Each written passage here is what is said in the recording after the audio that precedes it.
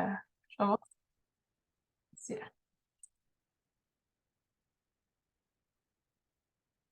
Parfait, excellent. Fait que, bienvenue tout le monde. Aujourd'hui, vous êtes sur un petit webinaire pour comment améliorer vos compétences de management.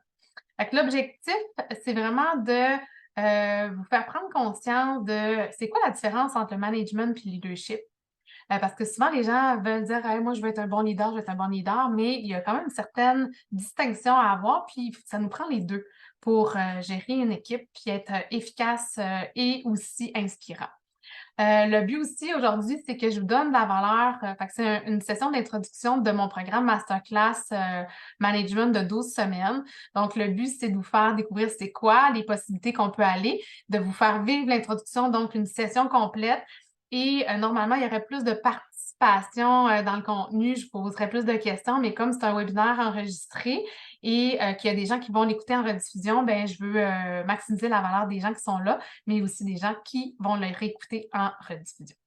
Donc, n'hésitez pas si vous avez des questions ou si vous avez des commentaires. Isa est là aussi pour me répondre, voir dans le chat puis me mentionner si vous écrivez parce qu'en me présentant l'écran, ben, je ne verrai pas nécessairement les commentaires en temps réel. Donc, voilà. Fait que je pars mon écran. S'il y a des enjeux techniques, faites-moi signe. Sinon, c'est parti.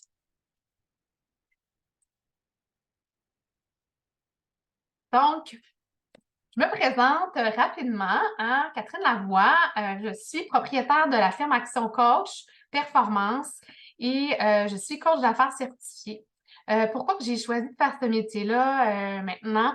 C'est un changement de carrière. J'étais une gestionnaire chez Bell, puis je trouvais que d'améliorer des processus de façon positive, ça amenait plus d'énergie dans ma vie et d'aider des gens à croître. Donc, autant dans mon équipe que les clients, c'est vraiment, je vous dirais, ça me remplit de bonheur, puis ça me satisfait vraiment. Et d'avoir un outil comme Action Coach qui me permet de le faire avec des méthodes, des techniques de produits, des outils de travail, bien, ça me simplifie le travail. J'ai moins à travailler. C'est pas vrai, un petit peu, mais quand même.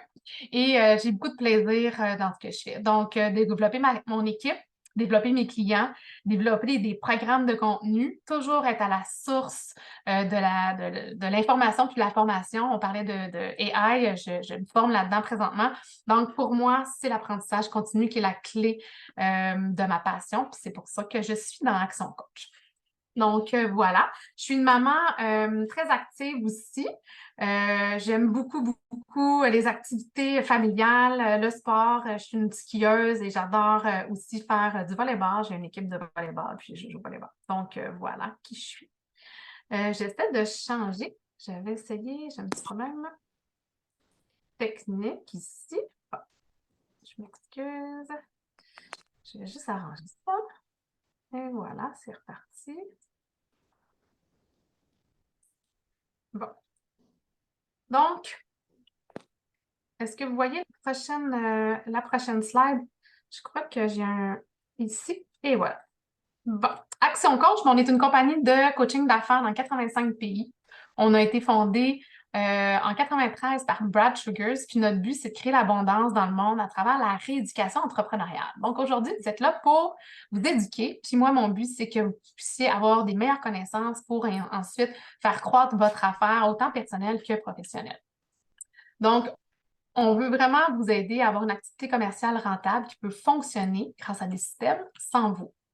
Je vais survoler rapidement comment on va aider des clients. Donc, on a 6 étapes. On va partir de la base qui est la maîtrise. On va travailler différentes sphères, dont la planification, votre gestion de temps, s'assurer que vous avez un bon service client, une bonne maîtrise de vos chiffres. On va travailler sur le marketing, les systèmes, les équipes. Donc, aujourd'hui, quand on travaille sur notre équipe, normalement, on amène une synergie et ça nous permet de dégager des revenus passifs ou d'avoir plus de temps et on choisit ce qu'on veut faire. Est-ce qu'on fait de la croissance personnelle? Est-ce qu'on veut investir? Donc, notre travail, c'est vraiment de vous aider à développer. Puis, il y a des clients Action Coach qui sont là depuis 17-18 ans. Donc, sachez que notre accompagnement peut être très rapide, mais aussi peut être sur une longue période. Et on est là pour vous aider aussi à voir vos angles morts. Donc, si ça vous intéresse d'avoir un peu plus d'informations, on a un beau test qu'on peut vous envoyer, un lien, et ça me fera plaisir de vous le partager pour vous tester, voir est-ce que je devrais travailler plus ma maîtrise, ma niche, mon effet levier. Aujourd'hui, on va travailler sur l'équipe, sur votre leadership et sur les 6 clés pour avoir une équipe gagnante. Il y en a 7, mais vous allez comprendre que la 7e, c'est votre apprentissage continu. Donc, voilà. Donc, aujourd'hui, on s'en va de ce côté-là. Un autre petit truc que je donne souvent, c'est d'activer votre système réticulaire. Qu'est-ce que c'est? En fait, c'est un mélange de votre cerveau conscient et inconscient qui vont vous amener dans la bonne direction comme une boussole. Fait que si je vous parle d'une voiture, si vous venez de vous acheter une voiture rouge, Acura MDX, bien, vous remarquerez que sur l'autoroute, vous voyez les MDX rouges. Il n'y en a pas des tonnes, mais parce que vous venez de vous acheter une voiture de cette marque-là, de cette couleur-là, vous allez les voir. C'est la même chose dans votre business. Si vous voulez engager quelqu'un, un directeur de développement des affaires, bien, vous avez votre cerveau qui est activé, donc vous allez voir détecter des possibilités et peut-être trouver plus facilement votre personne au développement des affaires. Donc, aujourd'hui, gardez en tête, c'est quoi mon objectif dans la formation, le webinaire avec Catherine pour améliorer mes skills de management? Qu'est-ce que je peux activer dans mon cerveau pour détecter ces éléments-là quand elle va parler? Donc, réfléchissez à une petite minute à quel élément j'aimerais retirer, puis c'est pourquoi que je suis là aujourd'hui ou que j'écoute ce webinaire-là, parce qu'il y a un objectif derrière. Donc, pensez à ça, puis ça va vous aider à activer votre boussole pendant la présentation. Et je prends une petite gorgée, je vous laisse réfléchir. Voilà. Donc, maintenant que c'est fait, je vous présente un peu l'horaire de la session. Fait que ce que je veux vous présenter, pardon, je suis allée un petit peu trop vite. Ce que je veux vous présenter, c'est quoi le management versus le leadership? Hein? Souvent, on dit, je veux être un bon leader, je veux être un bon leader. Mais ça nous prend des skills, des compétences de management. C'est quoi le bon mindset que ça nous prend? Est-ce que j'ai des angles morts? Hein? Je vais vous donner un outil, vous allez pouvoir mesurer vos blind spots qu'on dit en anglais, vos angles morts. Est-ce que je suis bon dans toutes mes sphères de management? Est-ce que vous avez un bon focus client? Parce que souvent, on veut mettre des processus en place, on veut faire du développement des affaires, mais si on fait rentrer des clients et qu'on s'en sert pas, on les sert pas bien, bien, ils vont sortir, puis malheureusement, tous nos efforts de développement des affaires vont être perdus. Même chose si on fait croître notre équipe, mais qu'on perd tout le temps nos clients, bien, il faut travailler sur notre service client. Est-ce que vous avez un plan de développement des compétences, autant professionnelles que individuelles? Souvent, on va mettre l'accent sur je vais prendre une formation pour être meilleur en intelligence artificielle, je vais être meilleur technicien en construction, je vais être meilleur dans comment optimiser des plans pour mon immobilier. Mais est-ce que vous avez aussi développé vos compétences individuelles? Est-ce que vous travaillez sur votre communication? Est-ce que vous avez des meilleures techniques de travail? Aujourd'hui, on va aller voir les techniques de travail de base que ça prend pour gérer une équipe puis améliorer sa productivité. Est-ce que vous connaissez les fameuses 6 clés pour avoir une équipe gagnante? Hein? C'est pour ça que vous êtes là aujourd'hui, donc je vais vous donner les 6 clés. Je vais vous en donner 12, mais on va aller plus en profondeur dans 6. Et finalement, bien, quand on veut travailler à s'améliorer, il faut apprendre. Puis apprendre, bien, ça ne se fait pas en 21 jours, comme beaucoup de théories mettent l'accent. Ça se fait sur une plus longue période. Il y a des gens de 75 Hard sur l'appel qui viennent des fois, genre on en a un ici aujourd'hui, ils savent en 75 jours pour changer des habitudes. Donc, un programme de 12 semaines, ça va vous permettre d'apprendre et d'implanter semaine après semaine pour que le changement soit permanent. Donc, l'objectif d'un programme de 12 semaines, donc je vais vous en parler. Donc, voilà le plan de la séance aujourd'hui. Premièrement, bien, si les micros étaient ouverts, si ça vous tente, j'aimerais vous entendre sur, pour vous, qu'est-ce que c'est le management à votre avis? Est-ce qu'il y en a qui veulent me mentionner qu'est-ce que c'est pour eux le management ou écrire dans le chat, ça pourra peut-être prendre le micro. En fait, c'est pas très compliqué le management. Vous allez bien voir, je vais vous montrer ça. Le management, c'est de créer des personnes compétentes et productives. Les gestionnaires gèrent les processus. C'est pas compliqué. Les managers gèrent les processus, puis les leaders s'occupent des personnes. on a besoin des deux pour être productif et d'atteindre nos résultats. Donc, quand on dit, ah, ben là, toi, tu es trop axé sur la tâche, ça n'en prend pour avoir une productivité. Ah, toi, tu n'es pas assez à l'écoute des gens, ça prend de l'écoute aussi pour avoir une équipe qui a envie d'avancer puis d'atteindre les résultats. Donc, ça nous prend des deux. Donc, aujourd'hui, on va aller plus en survol sur les deux aspects du management, la gestion et le côté leadership. Donc, qu'est-ce que c'est le management? Dans le programme de Masterclass Management, aujourd'hui, c'est ce qu'on va couvrir. On va en parler, échanger, puis on va s'assurer que vous ayez un bon mindset. Ensuite de ça, on va travailler sur les compétences. Qu'est-ce que ça prend comme compétences? Quand je vous parlais de compétences techniques dans votre métier, dans votre profession, bien, comment faire la rédaction d'un testament pour un notaire? Bien, c'est une compétence technique, ce n'est pas une compétence de gestion ou d'optimisation de productivité. Donc, c'est d'évaluer avec vos employés ou vous-même, c'est quoi les compétences que je dois avoir, autant techniques, professionnelles et personnelles, pour être un meilleur ou une meilleure gestionnaire ou une employée. Ensuite de ça, bien, il faut travailler sur des listes quotidiennes. Tout le monde me dit, ben oui, je sais, une to-do list. Est-ce que vous en faites une à tous les jours? 15 minutes à la fin de votre journée pour le lendemain, pour s'assurer que vous focussez sur les bonnes choses à faire. Est-ce que vous avez des listes hebdomadaires? Le vendredi, est-ce que vous prenez une heure pour regarder la semaine d'après, puis regarder, ah, je vais placer ça dans mon agenda, j'ai du développement des affaires là, je vais me booker un rendez-vous. Donc, on voit d'avance qu'est-ce qu'on a à faire. On peut déléguer aussi les morceaux. Est-ce que vous avez des gestions, des réunions une à une avec vos employés? Ah, pas besoin, quand ils ont besoin, ils viennent cogner à ma porte. Non, c'est important d'avoir des réunions. Pourquoi? C'est que c'est leur moment de pouvoir dire, ah, l'informel va être utile. Vous allez développer votre relation avec votre personne. Oui, vous avez un moment de to-do list où est-ce que vous allez passer s'ils ont besoin d'aide, mais au lieu d'avoir 3, 4, 5 touch base dans la semaine, vous focussez sur un moment où est-ce que les deux parties ajoutent leurs points et on échange. Donc, c'est une meilleure communication. Est-ce que vous avez établi des objectifs et des mesures avec vos employés? Ah, pas besoin, mon adjointe, moi, a fait de l'administratif, ça ne se mesure pas, ce pas des ventes. Tout se mesure. Puis tout ce qu'on ne mesure pas ne s'améliore pas. Donc, de bien établir nos objectifs et nos mesures.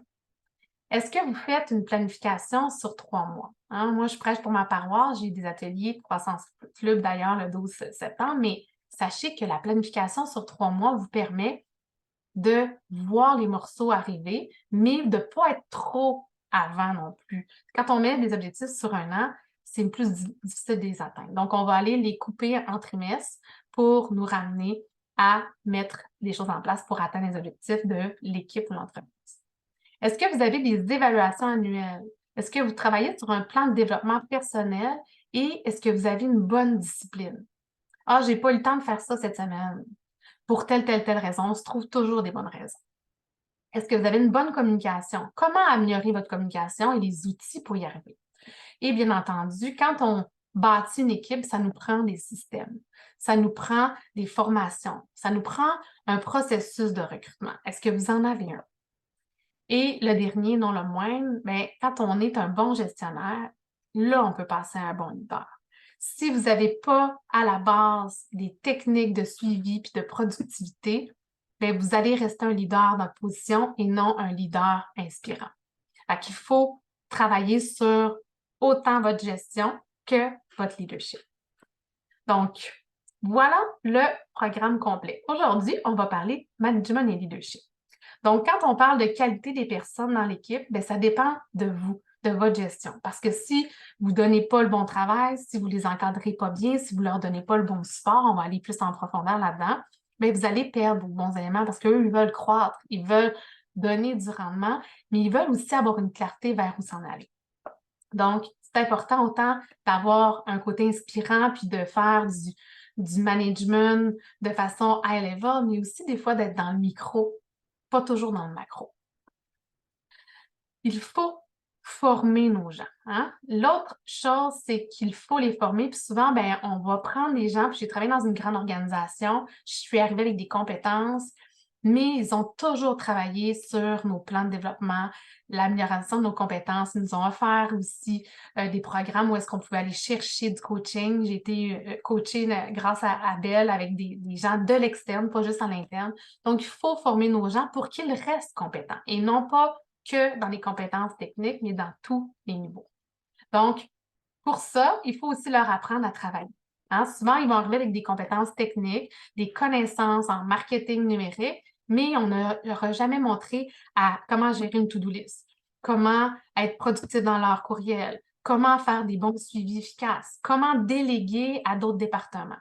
Donc, il faut prendre pour acquis que les gens arrivent avec un certain bagage, mais il ne faut pas non plus laisser aller ces choses-là parce qu'ils vont prendre des mauvais plis, puis ça va avoir un impact sur leur confiance en eux, dans leurs compétences fortes, parce qu'ils ne sont pas capables d'arriver à être productifs ou à faire des bons comptes rendus ou à avancer. Bien là, on va aller jouer dans leurs compétences qui sont leurs forces parce qu'ils n'ont pas ces petits éléments-là qui sont très simples à inculquer. Donc, n'oubliez pas, il faut s'occuper du management. Qu'est-ce que c'est les traits et les caractéristiques d'un bon manager puis d'un bon leader? Fait que cette slide-là, je la trouve super intéressante parce que vous allez voir c'est quoi la différence entre les deux. Donc, je vous les mets toutes à l'écran. La différence avec un manager et un leader, bien, il y en a un qui gère des processus de travail et l'autre, lui, il va plus diriger le personnel. Il va s'occuper des gens. Il y en a un qui va endosser la culture et il y en a un qui va la définir. Il y en a un qui est plus dans le présent. Le leader est plus dans l'avenir. Le manager va se concentrer sur les tâches, le leader sur les objectifs, aller bien les définir. Le manager va s'occuper de la stabilité et de l'équilibre. Le leader, lui, il va aller brasser, il va apporter du changement, puis il veut faire avancer des affaires, puis il va peut-être changer des affaires. Le manager va établir les règles et le leader va les transgresser. Quand je veux dire transgresser, c'est qu'il va pousser les limites. Il va pousser les règles pour, justement, quand on est dans une zone d'inconfort, c'est là que la magie opère puis qu'on amène des résultats différents. Donc, faire les choses correctement, de la bonne façon, selon les règles, puis le leader, lui, va faire les bonnes choses au bon moment. Le manager organise, le leader aligne. Comprenez la différence? Hein? On va mettre les choses dans une case, puis l'autre va aligner pour qu'on s'en aille dans la bonne direction. Il y en a un qui va minimiser les risques. Il va dire, bon, OK, là, on s'en va par là, par là, par là. Donc, quelqu'un qui va être un peu plus axé sur les résultats va minimiser les risques. Puis, il y en a un qui va prendre des risques. Donc, quand on va parler de couleurs dans les profils, le bleu, c'est quelqu'un qui va être plus axé sur les résultats, sur les tâches. Donc, il va avoir une personnalité un peu plus low risque. Puis, le leader qui est plus rouge fonceur, qui va être plus visionnaire, bien, lui, il va oser prendre des risques. Ça va nous prendre une dose. Hein? Quand je vous parle des deux, il faut avoir les deux côtés, bien, ça nous prend les deux. Puis si on est plus un ou plus l'autre, bien, il faut s'entourer de gens qui nous comblent. Le manager va faire des plans. Hein? Je vous disais tantôt des plans de la planification. Le leader va inspirer. Le manager va prendre des décisions et administrer. Il va être plus réactif. Hein? Il va essayer de trouver des solutions maintenant, tandis que le leader, il va regarder en avant puis il va être plus proactif. Il va innover. Il va faciliter les décisions. Puis le type de pouvoir, hein, on va voir, c'est How Successful People Lead. Vous pouvez lire un petit livre là-dessus. Souvent, on va voir du leadership par position. Ah, c'est mon rôle, hein, caporal dans l'armée. Moi, je suis sergent. Toi, tu es un membre du rang. Tu dois m'écouter. On était beaucoup dans le leadership par position. Aujourd'hui, on veut être beaucoup plus dans l'influence. Donc, oui, ça prend un certain « je suis ton boss, tu fais la job » quand la job n'est pas faite, mais si on veut évoluer, il faut que les gens nous suivent et on les inspire. Avec des processus puis des cadres, ça nous facilite le travail. Donc, qui sont les bons gestionnaires? Est-ce que vous avez tout ce que j'ai mentionné tout tantôt? Si vous voulez savoir, est-ce que j'ai identifié mes blind spots? Est-ce que j'ai identifié mes angles morts? Vous allez pouvoir avoir un petit outil que je vais pouvoir vous partager. Vous pourrez m'écrire un petit message par la suite et je vous enverrai ce petit questionnaire avec grand plaisir. Le bon état d'esprit en management, hein, le bon mindset. Vous allez voir, j'utilise le mot mindset parce que les gens souvent utilisent beaucoup ça, puis je crois beaucoup à cette force-là parce qu'on part de notre tête pour nous faire faire les choses. Donc, il faut avoir un bon état d'esprit. Donc, c'est quoi avoir le bon état d'esprit? Je vais vous en parler un peu plus en détail. La première chose, bien, il faut être engagé dans la mission de l'entreprise. Hein, la mission, c'est le comment on va se rendre à la vision. La vision, c'est ce qu'on va voir quand on va être mort, puis qu'on va regarder notre business, puis dans 100 ans, de quoi ça va avoir de l'air. La vision d'Action Coach, c'est d'avoir un coach dans chaque business, parce que chaque entreprise doit avoir un coach pour grandir, pour apprendre, pour s'améliorer. Est-ce que Brad Sugars va voir ça de son vivant? Peut-être pas. Puis une vision, ben c'est quelque chose, c'est pas obligé d'être Action Coach qui la réalise. Ça peut être avec toutes les forces du réseau d'affaires. Donc, la mission, c'est comment je m'y rends? Ben, en bâtissant un réseau de franchises mondial dans 85 pays après 30 ans. Fait que c'est le comment je m'y rends. Donc, comment vous allez vous rendre et est-ce que votre équipe endosse ça? Ça part de vous comme manager. Donc, comme leader, mais comme manager également. Également, le leadership, bien, ça reste que c'est des compétences de délégation, de compétences de communication. Donc, pour bien gérer, il faut apprendre les bons comportements et bien se connaître. Donc, notre leadership part d'un bon mindset de leadership. Il faut aussi shifter votre focus. Hein, souvent, on se dit, ah, moi, je suis là, les résultats ne sont pas là, on se ramène sur la tâche. Ça se peut que des fois, on ait besoin de se ramener sur la tâche, mais si vous faites les choses de la même façon, vous allez avoir les mêmes résultats. C'est pas vous le problème. C'est pas sur vous que tout repose. C'est sur comment vous accompagnez votre équipe. Puis le comment, c'est les résultats. Vous êtes responsable de la réussite, mais travaillez sur la productivité. Fait que c'est pas sur le résultat qui soit occupé. Hein? Moi, je dis c'est pas le busyness, mais c'est est-ce que la personne a fait les bonnes choses? Est-ce qu'elle amène vers des résultats ou elle est juste occupée puis elle fait brasser du vent? Hein? Donc, on voit souvent ça. Bien là, elle a l'agenda plein. Oui, mais l'agenda plein par rapport à quoi? Est-ce qu'elle est focus sur les objectifs? Est-ce qu'on lui a donné les bons outils pour son travail? Puis est-ce qu'elle est motivée par ce qu'elle fait? Donc, n'oubliez pas que la productivité, ça va passer par là. Quand je parle de point de bascule, c'est un petit concept souvent que je vais enseigner. On est beaucoup souvent dans les reproches, les dénis. Hein? C'est pas de ma faute, c'est l'autre département. Ah, j'ai pas eu le temps. C'est facile de dire, ah, je suis pas capable de me lever le matin, j'ai pas d'énergie. OK, qu'est-ce que tu as fait pour t'approprier ton problème puis reprendre ton niveau d'énergie? Qu'est-ce que tu as fait pour aller t'entraîner le matin? T'as-tu mis tes espadrilles à côté de ton lit avec ton petit kit? Puis le soir, avant de te coucher, tu te dis, je me lève demain matin, puis mon cadran, il est à 5h30.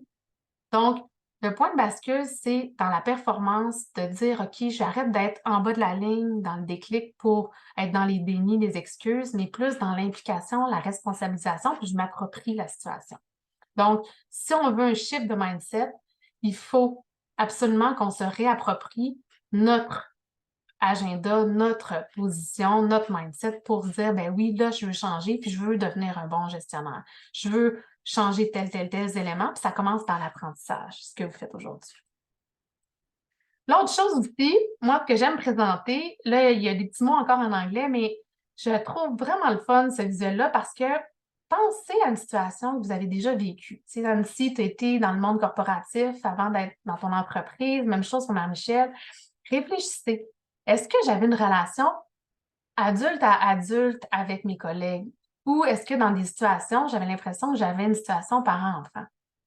Puis moi, j'ai vécu ça dernièrement, puis je vous dirais que j'ai été employée, puis maintenant j'ai un coach dans mon équipe qui était mon ancien vice-président. J'ai réalisé que dans ma situation passée dans l'entreprise, j'étais une situation un peu parent-enfant parce que c'était mon patron, puis que là, la situation est inversée, puis que c'est moi le boss de la compagnie, puis lui, c'est un coach dans mon équipe. Donc, il a fallu se ramener sur une ligne adulte à adulte et non parent-enfant ou enfant-parent.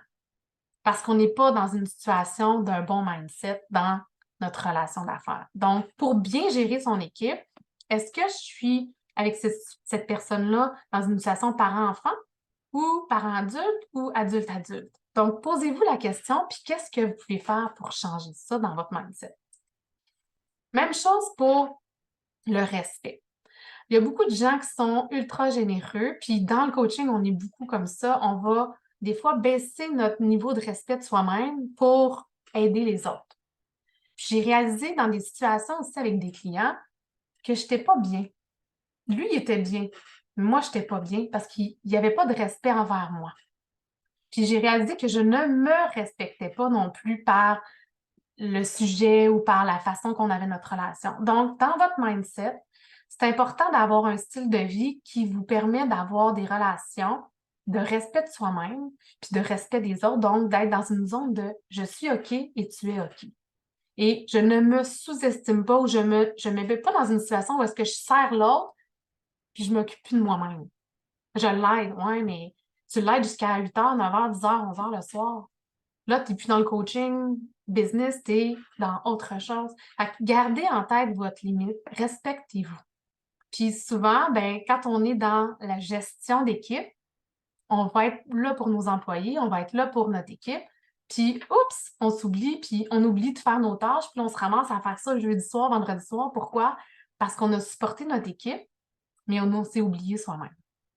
Donc, pour moi, être un bon gestionnaire, c'est aussi la recherche de je suis OK, tu es OK.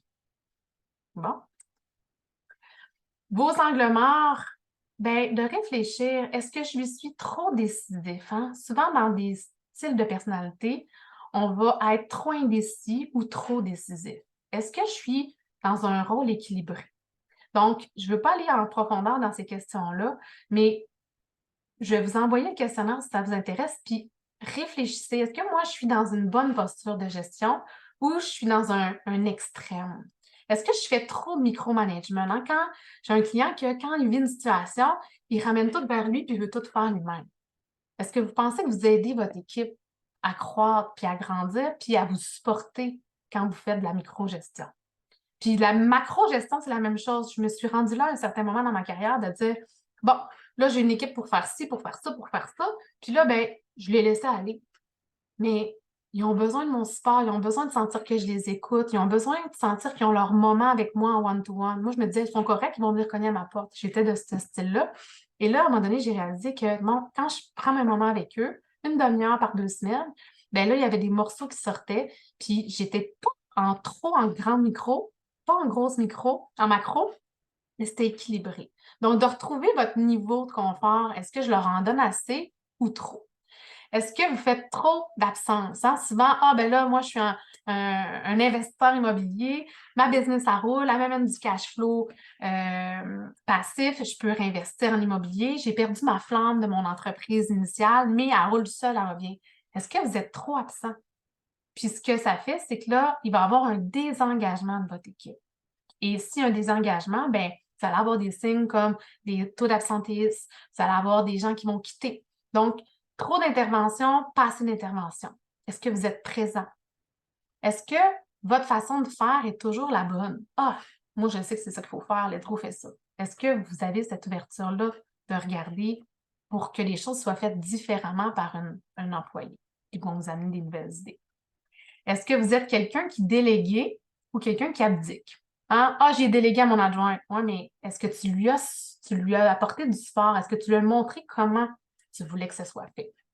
Donc, d'aller chercher votre angle mort, puis de prendre ce temps-là, ça peut vous aider après à faire une prise de conscience et à travailler sur ces éléments-là. Puis mon travail à moi, c'est de vous aider autant dans le diagnostic que dans les solutions pour vous améliorer. Autre chose ensuite, bien, le fameux test, donc là, vous l'avez à l'écran, là, il y a beaucoup, beaucoup de points. C'est ce que je peux vous envoyer. Puis là, ça vous permet de dire, bien, ça, je le fais rarement ou très souvent.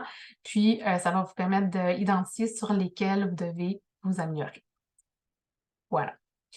Client mindset, hein, je vous en ai parlé en introduction. Est-ce que vous vous assurez que vos clients, c'est un wow, hein? Le fameux wow factor, là, il est surutilisé, même dépassé. Mais pensez-y, est-ce que moi, mes clients, je m'occupe bien d'eux, puis mon équipe s'occupe bien d'eux? Parce qu'on a bien beau mettre des processus puis faire tout le reste, à la base, c'est nos clients, la clé. S'ils sont contents, ben le cercle de l'entreprise va bien se faire. Fait que réfléchissez, est-ce que je supporte mon équipe pour que mon service client soit impeccable? Le dernier, non le moindre, la fameuse croissance mindset. Fait que c'est quoi l'état d'esprit d'une croissance? Ben, c'est il faut se développer. Puis vous êtes là aujourd'hui pour vous développer. Est-ce que vous travaillez sur votre développement personnel et professionnel? J'ai beaucoup de clients dans le domaine du coaching qui se disent: Ah, moi, je veux devenir un leader, je veux faire des conférences, je veux être inspirant. Oui, c'est correct. Mais est-ce que les compétences techniques, tu les as? Est-ce que tu as des compétences de gestion pour avancer tes projets? Donc, avant de devenir un bon leader, il faut être un bon gestionnaire. Puis pour vous assurer, c'est facile, travaillez avec vos équipes, travaillez à fidéliser vos employés, à leur donner des guides pour qu'eux aussi atteignent de plus hauts niveaux. Puis si vous travaillez sur leur développement, ça va vous amener à vous-même vous élever parce que vous devez continuer de vous développer pour les supporter. Qu'est-ce qu'on peut faire pour que notre management s'améliore? Hein, moi, ce que je dis souvent, comment vous pouvez guider votre équipe? Ce que je vous disais, c'est que l'effet levier se fait par votre équipe. Fait que si vous guidez votre équipe pour vous rendre la gestion plus facile, pour vous faciliter le travail, bien, vous allez devenir un meilleur gestionnaire, puis vous allez travailler sur les choses que vous avez une valeur ajoutée, puis que vous avez du plaisir. Si vous aidez votre équipe à être plus proactif et être en mode solution, bien, ils vont être moins accrochés à vous pour trouver des solutions puis être vraiment dépendants de vous. Donc, aidez votre équipe à devenir plus proactif. Aidez votre équipe à être flexible. Parce que des fois, il y a des choses qui changent. Puis on le sait, surtout dans une situation de l'économie présentement, bien, ça se peut qu'on perde un client puis qu'on doit faire les choses autrement. Ça se peut qu'au contraire, on est en croissance puis qu'on doit en faire plus. Donc, leur montrer à être flexible pour en prendre plus en main. Montrez à votre équipe à s'impliquer et à s'engager dans la mission de l'entreprise. Est-ce qu'ils savent comment vous voulez vous rendre à l'objectif? Là, j'ai un client en construction, son but, lui, c'est de croître. Puis là, il disait: Ouais, mais si tu leur parles de chiffres, tu sais, ils vont me dire que je suis à l'argent. Oui, mais si tu leur dis: Hey, on va travailler sur un projet qui est différent de ce qu'on fait pour nous amener à tel niveau, je vais être capable de vous faire part des beaux parties de Noël, je vais être capable de vous donner des bonus à la fin de l'année, je vais être capable de m'investir davantage avec vous parce que je vais avoir plus de temps si on a plus de clients. Donc, impliquez-les, engagez-les dans votre mission de faire une différence selon votre niveau de votre secteur d'activité. Est-ce que vos employés comprennent les objectifs? Bon, ils n'ont pas besoin, les chiffres, c'est pas important. Ils font leur job puis ils font juste de l'administration. Ah oui. Et s'ils comprennent c'est quoi les objectifs de la compagnie, ils vont réfléchir comment eux, dans leur rôle, ils peuvent contribuer à ça. Puis dites-vous que moi, je faisais partie d'une entreprise de 55 000 employés, puis mes objectifs étaient alignés avec le top de la compagnie. Fait que je sentais que moi, avec mon rôle et mon équipe, bien, je faisais une différence. Puis c'est important, surtout pour les jeunes d'aujourd'hui, de comprendre où est-ce qu'on s'en va. Est-ce que vous guidez votre équipe à ce qu'ils se connaissent leur rôle et se l'approprient? Parce que si vous leur déléguez bien les choses, puis qu'ils comprennent leur rôle, puis l'impact qu'ils sont dans la chaîne de production, bien, ils vont s'impliquer, puis ils vont voir la différence. Je vous donne un exemple, une réceptionniste. Tu sais, souvent, on se dit, ben, elle fait juste répondre au téléphone, puis à l'accueil. Non. Si elle se voit autant importante que le président de la compagnie, bien, dites-vous que le client qui rentre dans le business va se sentir pris en charge, va se sentir outillé, va se sentir vraiment important. Puis, qu'est-ce qui fait que les clients restent? C'est qu'ils se sentent importants. Puis que les clients quittent parce qu'ils ils se sentent un peu, qu'on se sent envers eux indifférents. Fait que si vous leur montrez à s'approprier leur rôle, peu importe dans lequel ils gravitent dans votre organisation, bien, vous allez pouvoir les aider à ce que votre client soit content, puis le client, bien, il va revenir, puis il va vous parler de vous, puis il va vous référer, puis il va faire qu'il va avoir une belle expérience. C'est bon? Donc, voilà. Les fameuses clés, parce que vous êtes là aujourd'hui pour les clés, c'est les 15 clés pour bâtir une équipe gagnante. C'est une formation qui dure sur 12 semaines aussi, tout ce qui est leadership. Donc aujourd'hui, on n'ira pas en profondeur dans tout ça, mais je vais vous faire un survol de 6 clés, tant qu'à moi, les générales, les plus importantes, pas les plus importantes, mais les plus générales qui vont vous permettre de partir avec un petit bagage à la fin de ce webinaire-là, puis de vous dire, OK, comment je fais pour les mettre en application, puis ça serait quoi les prochaines que j'aurai à travailler. Donc, la première, c'est le leadership fort. Qu'est-ce que c'est un leadership fort? c'est quoi la qualité d'un bon leader? On en a parlé au début. Donc, de vous référer à la première slide où est-ce qu'on voit les qualités d'un manager et d'un leader, ça va vous aider. Donc, vraiment d'aller chercher ces forces-là. La deuxième, passion et responsabilité. Pour moi, la passion, c'est comme ça qu'on inspire. Quand mon client de construction, il m'a parlé de où est-ce qu'il voulait amener son équipe, puis qu'est-ce qu'il voulait faire, il fait de la réno, il fait de la construction comme bien d'autres compagnies. Mais il a parlé avec son cœur, il a parlé de sa passion à lui. Puis qu'est-ce qui fait que son équipe reste avec lui? C'est qu'il sent qu'il est passionné, puis qu'il sent qu'il veut faire une différence dans son monde. Et quand on est capable de partager sa passion, les gens nous suivent. Donc, garder cette passion-là, mais aussi, il est responsable, il s'occupe de son équipe. Il sent pas que son équipe ne sent pas qu'il y a un désintéressement par rapport à leur niveau d'activité. Fait qu'il est impliqué puis il est responsable dans l'équipe. Ensuite de ça, ben, il y a les 16 cylindres de la performance. Qu'est-ce que c'est les 16 cylindres?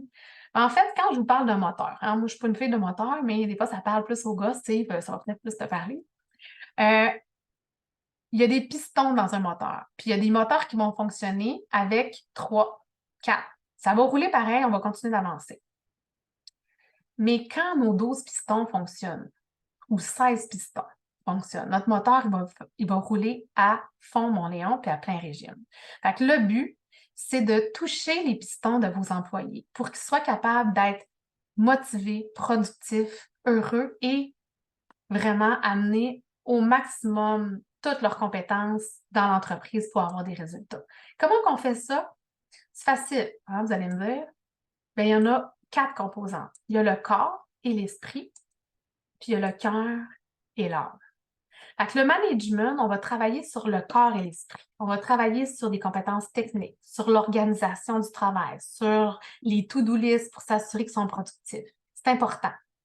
Mais si on veut que notre régime fonctionne, notre moteur fonctionne à plein régime, pardon, il faut aller toucher le cœur et l'âme.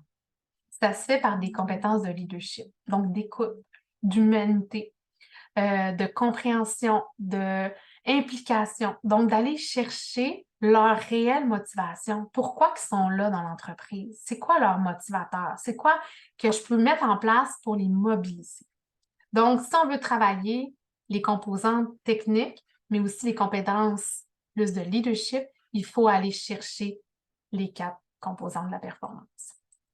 Fait que voilà. Fait que si on veut, on peut aller chercher 3 plus 3, mais si on va chercher le cœur et l'âme, mais là, notre moteur va fonctionner à son plein potentiel.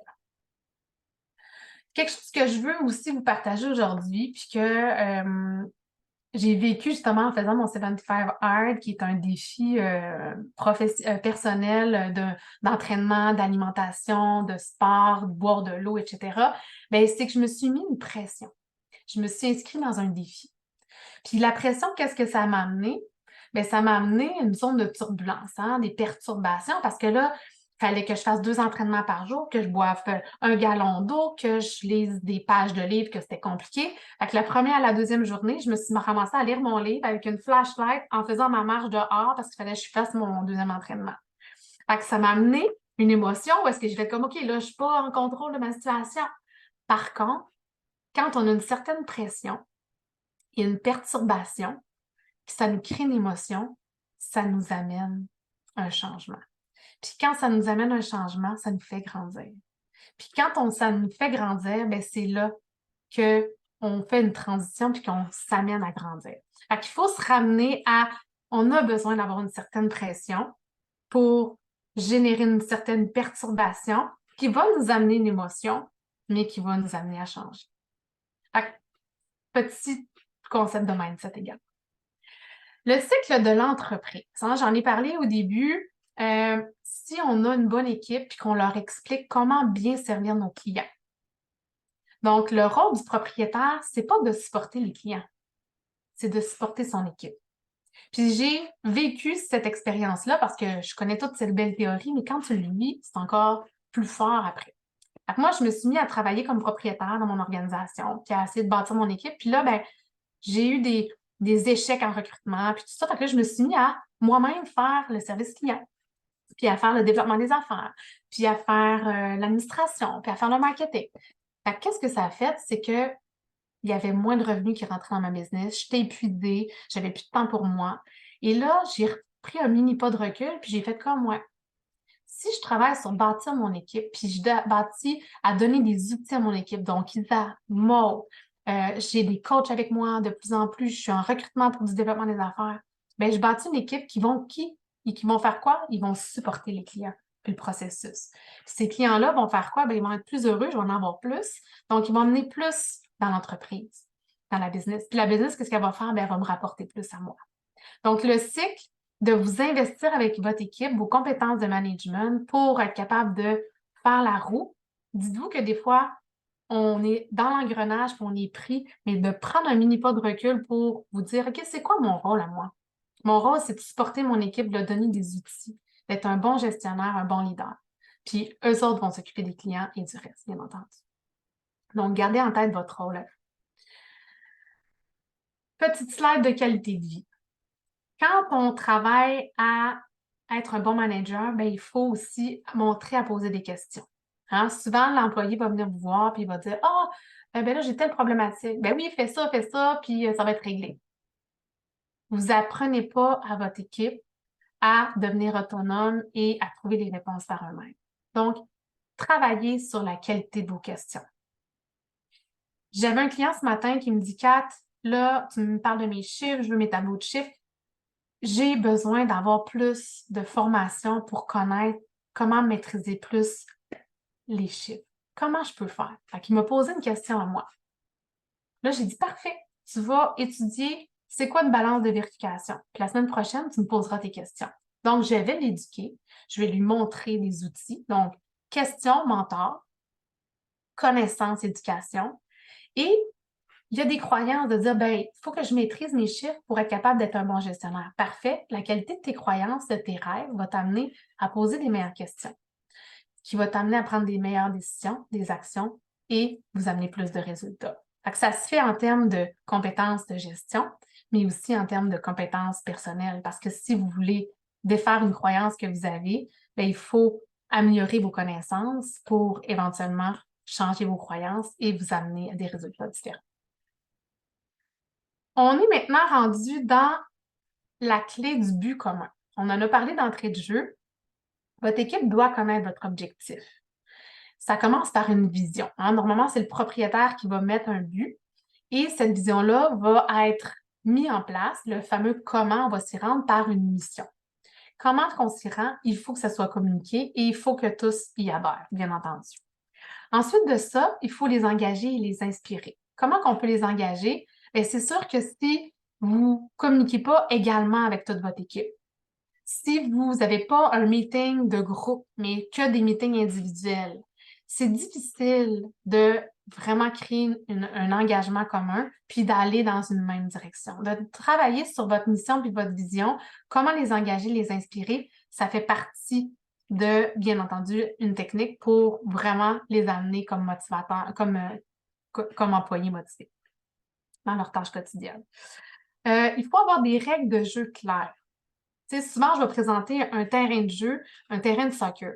Si le ballon sort du terrain de soccer, qu'est-ce qui se passe? Le jeu arrête. Donc, si vos règles de jeu sont bien claires, pensez au soccer ou pensez au sport que vous faites. Si les règles sont claires, on fait le service, moi je joue au volleyball, ben, si le ballon touche au filet maintenant, c'est bon. Ben, dans le temps, quand j'étais jeune, c'était pas bon. Les règles ont changé. Fait que gardez en tête que si les règles sont claires, les employés vont être plus autonomes et ils vont être capables d'avancer et à faire développer la business sans que vous soyez dans le micromanagement. Donc, bien définir ça va vous aider à faire avancer l'équipe. Souvent, ça va être la culture qu'on va parler ici. Une autre chose qu'on va voir comme changement quand on fait du management, c'est qu'en élevant vos standards, certaines personnes ne suivent pas. Est-ce que c'est parce qu'ils ont un manque de connaissances, de compétences? Bien, peut-être que vous pouvez adresser leurs compétences et leur formation. Hein? On s'en va vers l'intelligence artificielle, il y a des outils au niveau marketing. Bien, moi, je vais me former, mon équipe se forme. Pourquoi? C'est qu'on veut élever nos standards, mais si je me forme mais je ne forme pas mon équipe, bien, ils ne seront pas capables de me suivre. Puis peut-être qu'ils vont décrocher parce qu'ils vont dire, voyons, Catherine, avec ton intelligence artificielle, voyons, tu t'en vas. Gardez en tête que ça se peut qu'il y ait des gens qui débarquent. Puis si vous ne voulez pas qu'ils débarquent, bien, comment vous pouvez les aider à monter leur niveau de compétence avec vous pour atteindre vos standards. L'autre clé que je veux vous parler, c'est le plan d'action. Je fais des plans, 90 jours sur une journée, mais je vais vous amener 3 questions que vous pouvez mettre en action maintenant. C'est pas compliqué. Qui fait quoi? Pour quand? Fait que si à chaque semaine, vous prenez le temps de vous dire, bon, ça, c'est moi qui le fais, comment je le fais, puis pour quand? Bien, vous allez être capable de suivre votre ordre du jour, puis de vous avancer dans votre to-do list. Si vous avez une équipe, bien, c'est s'assurer que ce soit bien défini dans votre ordre du jour. Si vous avez des tâches à rajouter, c'est pas d'envoyer un courriel, c'est pas d'envoyer dans un chat, c'est de les mettre dans la to-do list. Ou si vous avez une rencontre hebdomadaire, bien, c'est de la communiquer à ce moment-là. Donc, qui fait quoi pour quand? Si c'est bien défini, votre plan d'action va être beaucoup plus clair. Autant votre to-do list, votre weekly list que votre plan 80 jours. Dans votre plan d'action, est-ce que vos contrats de poste sont bien définis? Est-ce que vous avez un mini manuel de procédure? Puis le manuel de procédure, c'est obligé d'être une brique de 15 pages, de 50 pages ou de 75 pages. Ça peut être des fois juste un petit loom que vous faites en vidéo pour expliquer comment faire quelque chose. Hein, Isa? On se fait ça.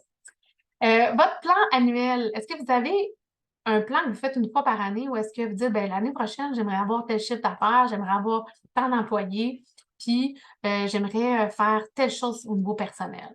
Donc, d'avoir un mini planning qui va vous permettre après de le diviser en trimestres pour atteindre votre plan annuel.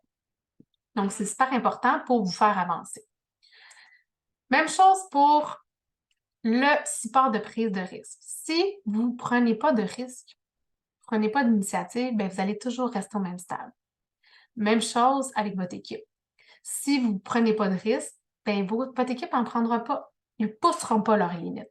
Donc, vous devez prendre, moi je dis souvent des risques calculés. Puis dans mes entrevues sur les projecteurs, si vous écoutez les vidéos que j'ai faites dans les derniers mois, il y en a beaucoup qui mentionnent ça. Donc, de prendre des risques calculés, ça les a amenés à réussir en affaires. Donc, il faut être capable de prendre des risques, mais aussi supporter votre équipe dans la prise de risque. S'ils décident de prendre un risque, puis que, ben voyons que tu as fait là, ben, c'est certain qu'ils ne reprendront peut-être pas d'initiative. Donc, vraiment de les supporter dans la prise de risque. Tout à l'heure, je vous ai parlé d'une avancée découle d'une rupture. Bien, en anglais, je trouvais que c'était quand même bien avec les breakdowns, break with, break apart, puis break up. Bien, des fois, quand on a une rupture personnelle dans notre vie, bien, ça nous fait prendre conscience de des affaires qu'on ne veut plus ou qu'on veut. Puis que dans notre prochaine relation, bien, souvent, on va aller chercher les choses qu'on n'avait pas nécessairement. Donc, penser, c'est la même affaire en business. Quand on a une situation difficile, là, des situations financières plus difficiles, est-ce qu'il y a une opportunité? Est-ce que derrière cette situation-là, je ne vais pas dire un échec, mais derrière cette rupture-là, bien, on peut apprendre puis nous permettre d'avancer différemment. C'est la période de la COVID aussi a fait bouger beaucoup de business. Est-ce qu'il y en a qui sont restés au statu quo? Est-ce qu'il y en a qui ont travaillé sur leur recherche et développement? Est-ce qu'il y en a qui ont revu leur part de marché dans un secteur? Donc, voyez la même chose dans votre management. Si un employé qui se quitte, est-ce que ça me permet de me reposer la question, est-ce que c'était la bonne type de personne dans ce bon rôle-là? Tu sais, j'ai un client, c'est ce qui est arrivé, ça fait 3 personnes au niveau du développement des affaires, ça recommence. Bien, est-ce que j'ai bien défini son rôle? Est-ce que je pourrais peut-être revoir un peu les positions dans mon entreprise? Donc, quand je dis une avancée découle toujours d'une rupture, bien, voyez des fois des situations comme un petit pas de recul pour mieux avancer. Donc, ça va vous aider dans l'avancement de vos projets. Kaizen, hein, qu'est-ce que ça signifie, Kaizen en japonais? Bien, c'est le changement permanent. Un progrès constant et sans fin. Souvent, en entraînement, on le voit, de dire, ben là, je m'entraîne, ça donne des résultats, je pogne un plateau. OK, qu'est-ce que je fais différent? Ben là, je change mon entraînement, je vais changer telle chose dans mon alimentation pour aller continuer mon évolution. Là, je vais atteindre un autre plateau. OK, qu'est-ce que je fais? Donc, penser en business, c'est la même affaire. Si l'équipe recherche constamment à améliorer leurs compétences, si l'équipe cherche constamment à améliorer les processus, bien, votre entreprise va toujours être en croissance et en évolution. Donc, montrez-leur à s'améliorer, à travailler sur eux, à avoir des plans. Tu sais, des fois, c'est énergivore pour vous comme gestionnaire, mais dites-vous que ça va juste amener du bien à eux personnellement. Ils vont sentir qu'ils évoluent, puis ça va amener du bien dans votre organisation. La fameuse sixième clé, l'engagement et l'inclusion. Si tous les points précédents ont été mis en place dans l'entreprise, bien, l'engagement à 100% devrait s'obtenir automatiquement. Fait que l'engagement nécessite que toute l'équipe fournisse son attention. Tous les efforts, tout doit être aligné ensemble. Puis si vous ou le propriétaire, vous développez l'inclusion. Hein? Souvent, on a des chouchous, il y a des gens qui disent « Ah, ben lui, il est bon là-dedans, il est bon là-dedans. » Si ça paraît, dites-vous qu'il y en a qui vont se sentir exclus, puis ils ne viendront pas donner leur 100%, puis même, qu'est-ce qu'ils peuvent faire? C'est venir faire du sabotage. Donc, gardez en tête d'inclure tout le monde. C'est quoi la meilleure façon, c'est avec des meetings d'équipe, de highlighter les bons coups. OK, ça, c'est les bons, le top 5 cette semaine, ben on met en valeur certaines affaires, bien, arrangez-vous pour les critères. La prochaine fois, je change pour que ce ne soit pas toujours les mêmes 5 qu'on met de l'avant. Pour que tout le monde se sente inclus, puis que tout le monde sente qu'on les écoute. Ça va amener une grosse différence dans la performance. Puis ça va amener quoi? Une synergie. Donc, oups, j'ai été un petit peu trop vite. Donc, la synergie, bien, ce qu'on dit souvent, vous le savez, 1 plus 1 fait 2, 3, 4, 5, 6, si on amène une synergie dans l'équipe. Comment on fait pour verrouiller la fameuse synergie? Bien, souvent, moi, je vais dire, c'est avec vos rituels. Instaurer des rituels, ça va amener que les gens vont changer dans l'équipe, mais l'équipe va rester soudée grâce aux rituels. Donc, si vous voulez des idées de rituels, j'en ai plusieurs avec Action Coach. Vous pouvez venir vivre l'expérience avec nous le 12 septembre prochain. On va vivre un croissance club, je fais un 5 à 7, puis j'inculque mes rituels à l'intérieur de mes événements.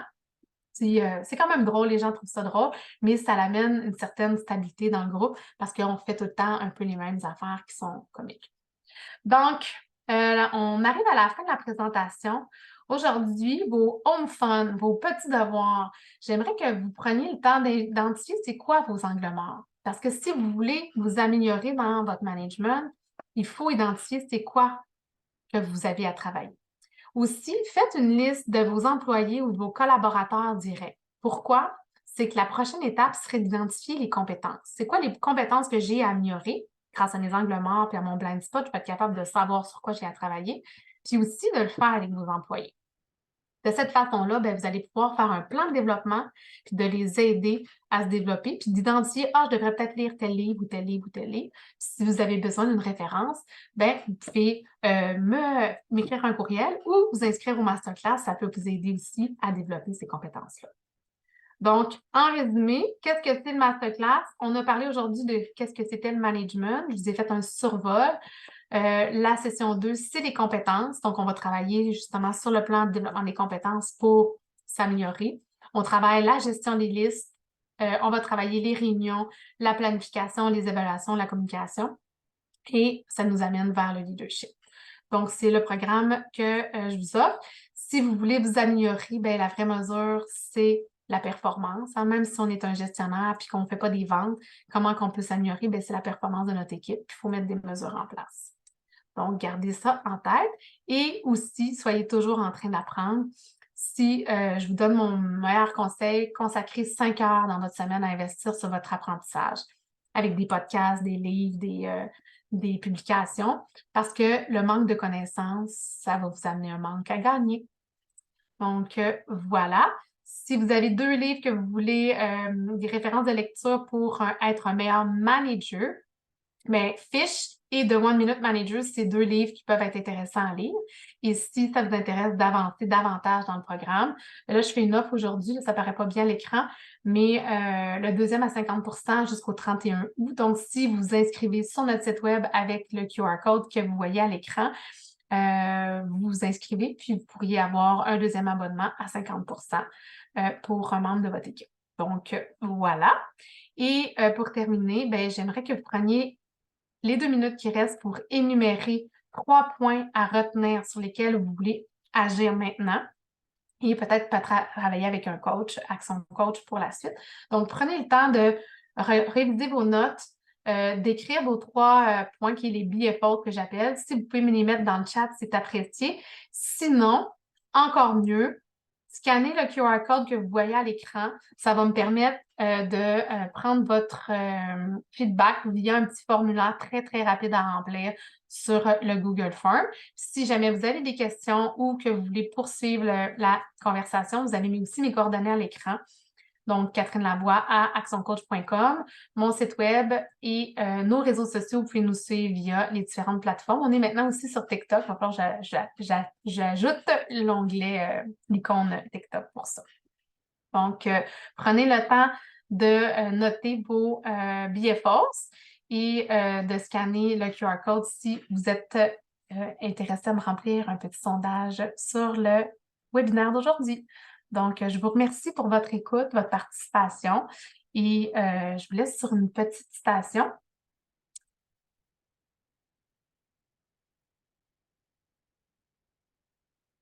Les mots peuvent inspirer, les pensées peuvent provoquer, mais seule l'action vous rapproche vraiment de vos rêves. Alors voilà, je vous remercie beaucoup et je vous invite à me donner vos commentaires.